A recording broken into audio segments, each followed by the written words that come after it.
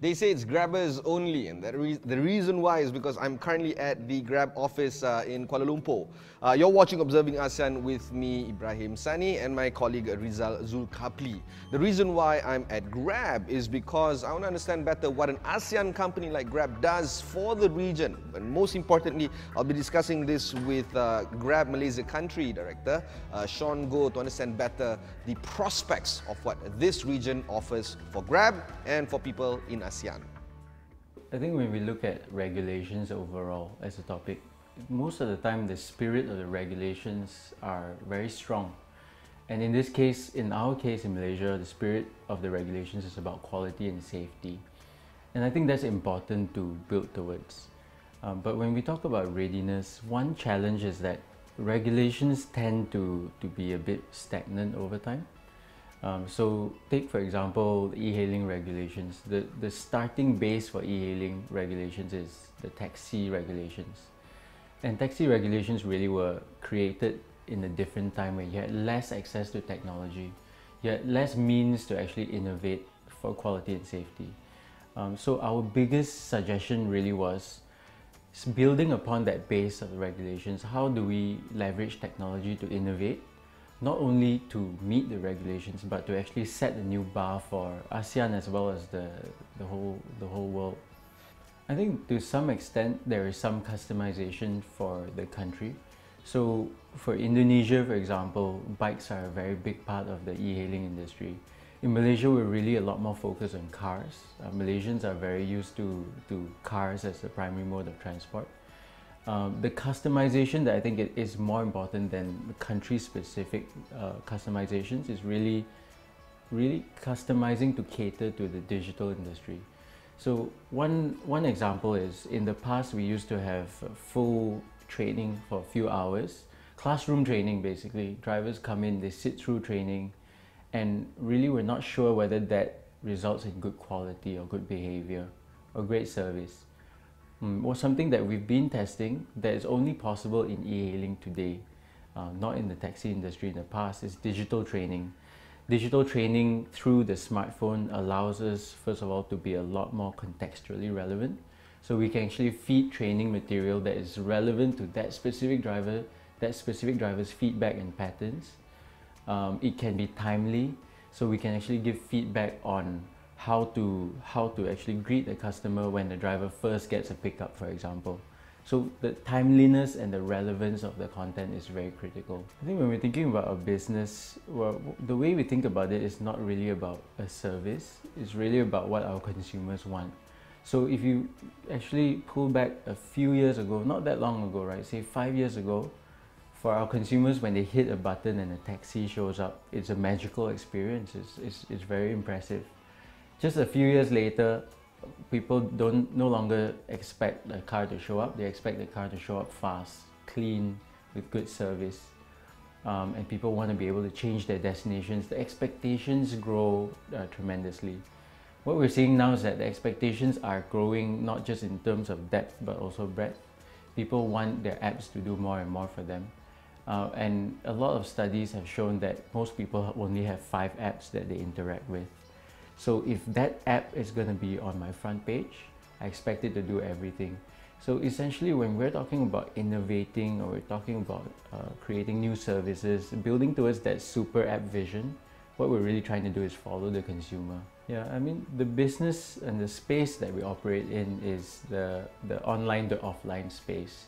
Essentially, what we're trying to do is bring a lot more services that are offline to an online channel, and basically through that create a lot more access for a lot more people. And when we have a business like that, whether it's ride-hailing or it's food delivery or logistics, it's very important to manage, sometimes even up to 3 stakeholders. So take food delivery, for example. We have the consumer, we have the delivery partner, which in our ride-hailing world is the driver, and then now we have merchants as well.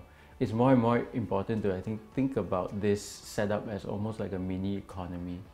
And there are lots of implications to that. When we think about our setup as an economy, it's very important to think about price, for example, not just as a manufacturer, because in this case there's no manufacturer. There is an end consumer, but it's a three-sided marketplace.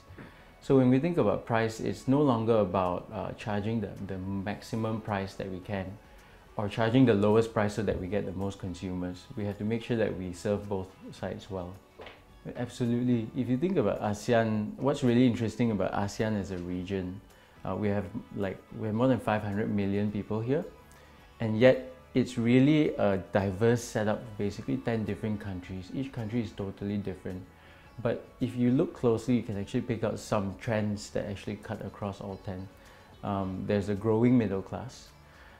These emerging consumers actually have a tremendously fast-growing pace of needs, right? They actually want access to a lot more services than before, a lot more mobility than before. And smartphone penetration is higher than ever in Southeast Asia. People are basically leapfrogging the era of desktop and straight to having a smartphone. So I think all the ingredients are really in place. Of course, one challenge is when you have 10 different economies to manage, the regulatory landscape will also be different. Consumer preferences will be a little bit different. And in a way, that's Grab's strength. We actually have a very local first approach. We hire people who are from the market that we're serving, who thoroughly understand that market. Even within Malaysia, if you think about Malaysia, for someone like me to claim to understand Malaysia, it's not true. We're operating in 27 cities. So we have people who are from those cities actually feedback to us what the preferences are on the ground. And so given that mix of rising middle class, high penetration of mobile, and as well as a localized approach, we think that we actually have the ingredient to create a very strong marketplace for ASEAN.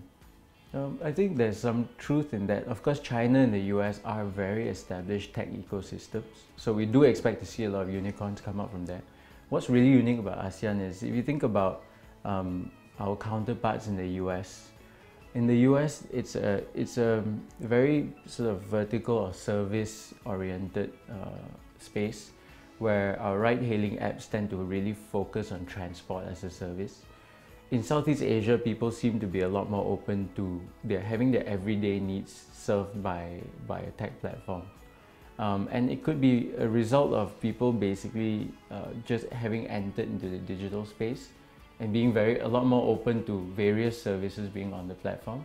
Whereas in the US, I think that growth has happened over time. So people rely on certain platforms for certain services. For example, for e-commerce, they would rely on Amazon. For transport, they would rely on Uber. Whereas in Southeast Asia, it's such a new landscape that a company that actually comes into the picture and is able to serve multiple needs will be able to serve the customers well.